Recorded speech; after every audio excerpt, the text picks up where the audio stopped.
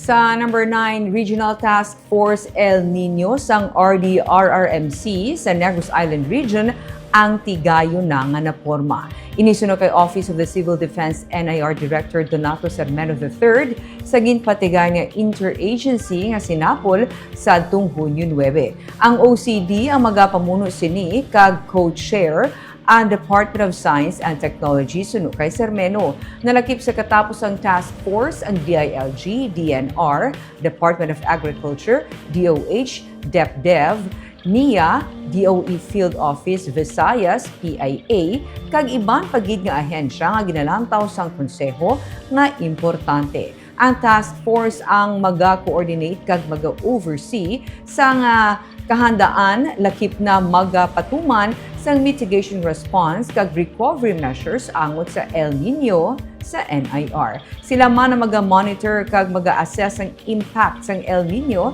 sa food security, water resources, agriculture, energy, health, environment, public safety, kag iban pagid nga critical sectors. Damlag pa, nagpagwa na sang El Niño alert kag posible nga paglawig sini tubtob sa early parts ng 2027. Ang Negros Island Region base sa resolution ang sarama ka eksperyensya sang epekto sang prolonged dry conditions lakip na paganubo sang water availability kag kapirdehan sa pananong. Pero klaro ni Sermeno, ka-epekto man sang El Niño ang pagbabaskog pagid sang habagat, banantayan man ang mabaskog nga ulan kag pagbaha. Kaya ang forecast sa atong diri, hindi manggit kita hindi wise ang drought. Kundi dry spell lang. Kay para sa drought kay declare daw three consecutive months na no rainfall. Nag-experience ka no rainfall. So pero below average pa lang ang ato ng di ba?